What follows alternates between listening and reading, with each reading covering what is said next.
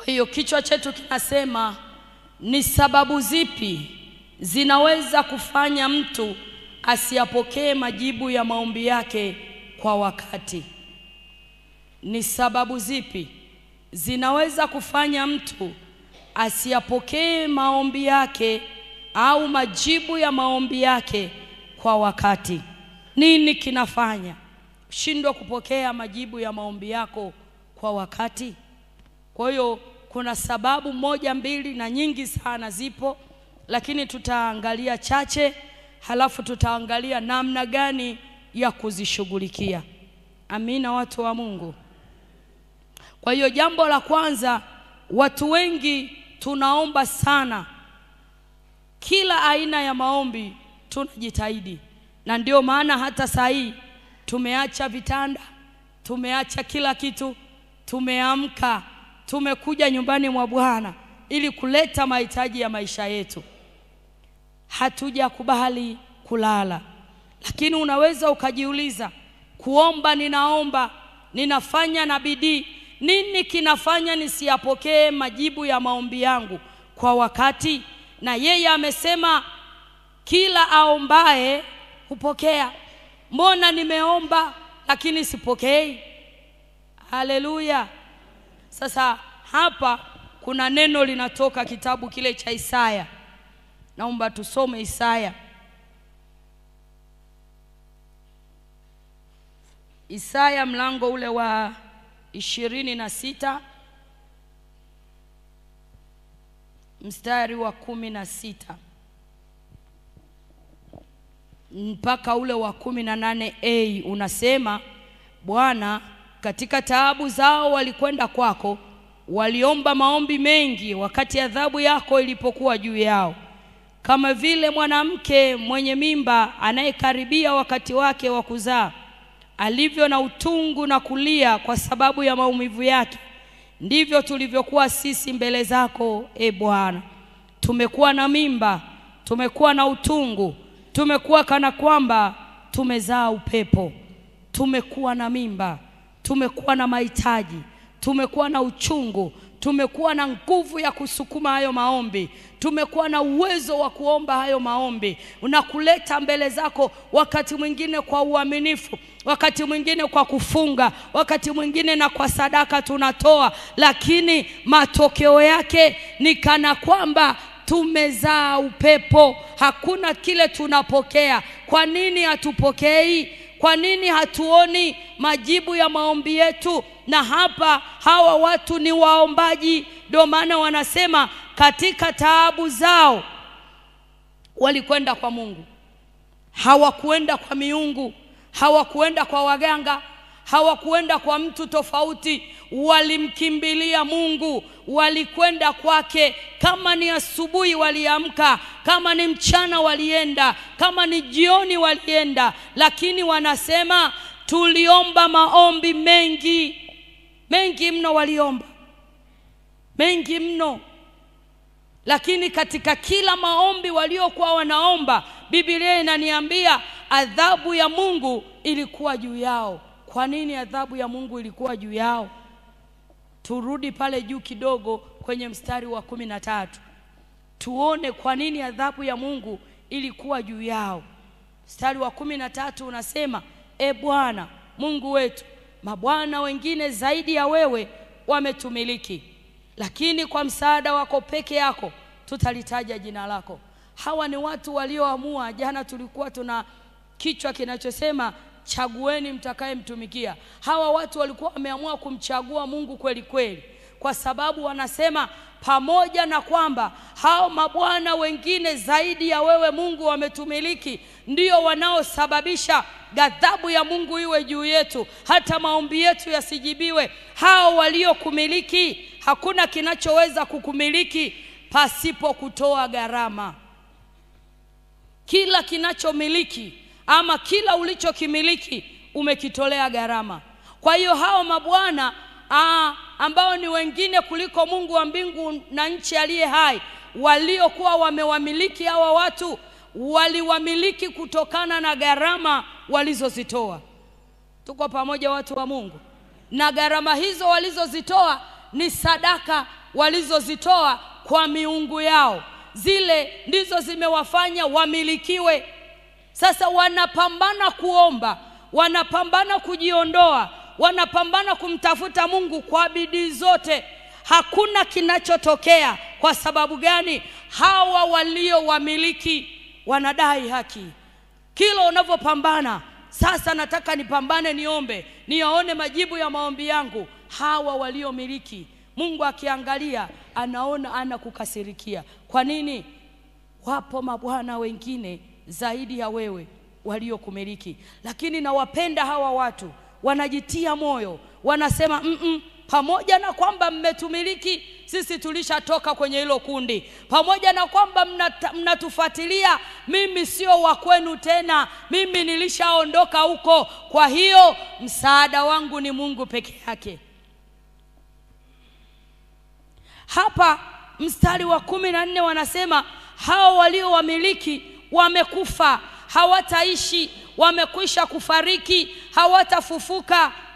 Lakini ndio walioshikilia kila kitu cha kwao, utawala wa kwao, umiliki wa kwao. Kila wanaloliomba halisogei. Wana uchungu kweli, wanapambana kweli, lakini hakuna kinachosogea. Bwana Yesu asifiwe. Kwa hiyo kweli watu wengi tunaomba, lakini tatizo letu ni nini? Jambo la kwanza tuone sababu mojawapo au moja ya sababu ya kuto kujibiwa majibu au kupokea majibu ya maombi yako kwa wakati ni kuto kusikia sauti ya Mungu na kutii kile ambacho Mungu anakuagiza na kukitendea kazi kwa wakati na kwa kiwango.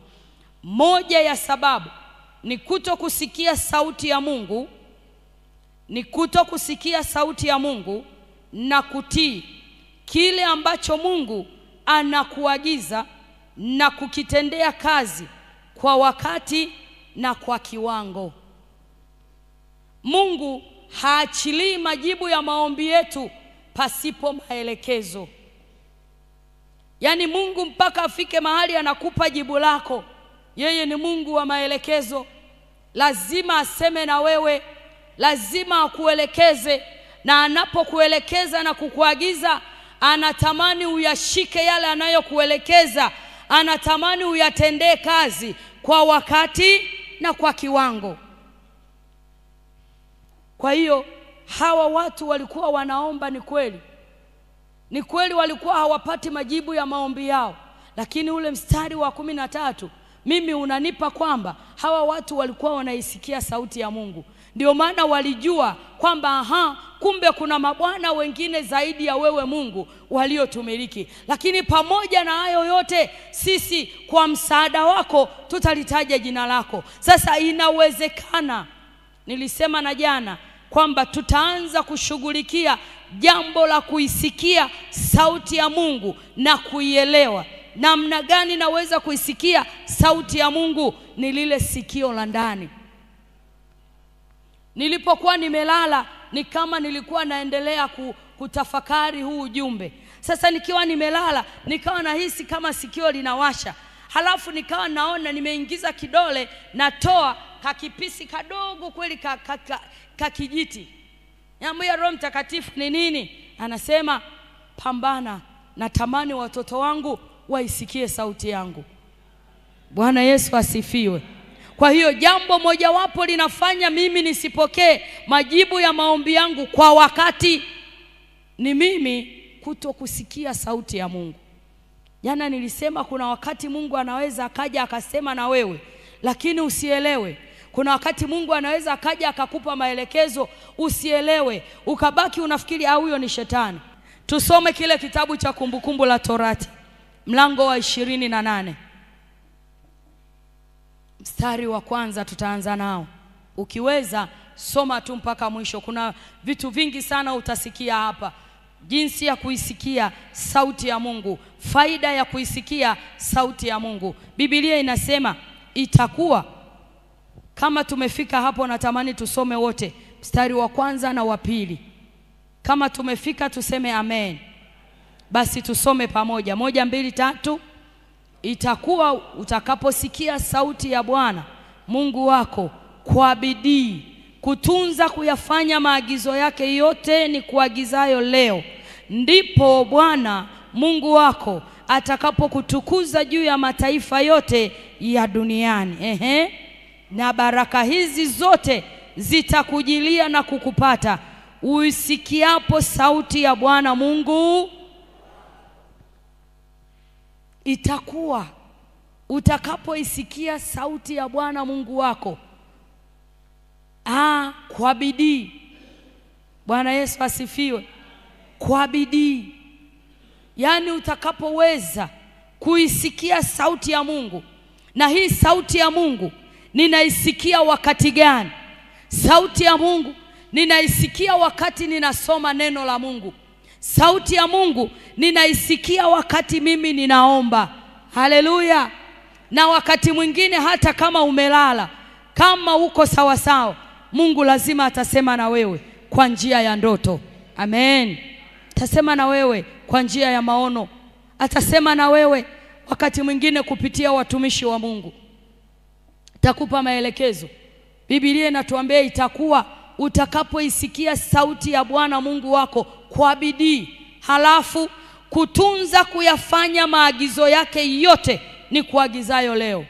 Kutunza kuyafanya maagizo yake ni kuagizayo leo. Mungu anakupa majibu ya maombi yako pale anapokuwa amekupa maelekezo, pale anapokuwa amekupa maagizo. Mwanangu, fanya jambo hili. Sasa tatizo letu liko hivi, mimi ninaomba kazi, kwa hiyo natamani Mungu anipe kazi. Kumbe mimi ninapoomba kazi, Mungu ananitazama, anajua wewe muda wa kupata kazi bado. Sasa hivi ni muda wa kupata labda jambo lingine. Tusome Wafalme wa Pili alafu tutamalizia hapo. Wafalme wa Pili mlango ule wa 5. Tusoma, iko mistari mingi kidogo, mimi nitasoma tu wa kwanza na kidogo basi. Biblia inasema, basi Naaman jemadari wa jeshi la mfalme wa Sham alikuwa mtu mkubwa mbele ya bwana wake na mwenye kuheshimiwa kwa sababu kwa mkono wake Bwana alikuwa amewapa Washami kushinda. Tena alikuwa mtu hodari wa vita, lakini alikuwa mwenye ukoma. Na Washami walikuwa wametoka vikosi, wakachukua mfungwa mmoja, kijana mwanamke kutoka katika nchi ya Israeli, naye akamhudumia mkewe Naamani. Akamwambia bibi yake, laiti bwana wangu angekuwa pamoja na yule nabii aliyeko Samaria, maana angemponya ukoma wake. Tunamuona nani? Naaman, aliyekuwa na nini? Na ukoma. Amepata kijakazi. Kijakazi anampa maarifa. Hebu sema maarifa. Anapompa yale maarifa anayatii. Na aliyatii kwa wakati. Alipotii akaenda. Alipokwenda kwa yule mfalme akamwambia, hapana, mimi siwezi. Akalarua nguo zake. Alipolarua nguo zake Elisha akasikia. Alipopata taarifa akamwambia, mlete huku kwangu. Wakati anaenda amefika, Elisha wala hakuhangaika kwenda naye. Kwa nini? Mungu alishasema na Elisha kwamba huyo anayekuja huhitaji hata kumbandika mikono, unahitaji tu kumwambia akajioshe mto Yordani mara 7, halafu atatakasika. Akatuma mjumbe, mwambie asihangaike, aende mto Yordani akatafakari yale maji ni machafu, halafu mimi ni jemedari wa vita. Haleluya. Akaangalia cheo, akaangalia nafasi yake, akaona kama vile amedharauliwa. Akasema, mbona hata kule kuna mito yenye maji masafi, kwa nini anataka nikajioshe kwenye maji haya machafu? Na mimi ni jemedari wa vita, ninaheshimiwa. Akakasirika akaondoka. Alipoondoka tu, wafanyakazi wakamwambia, kwani ungeambiwa ufanye jambo kubwa zaidi usingefanya? Akasema, ningefanya. Aliporudi akatii. Sema akatii. Alipotii ukoma ukatakasika. Bwana Yesu asifiwe. Kwa hiyo majibu ya maombi yetu yapo katika kusikia sauti ya Mungu.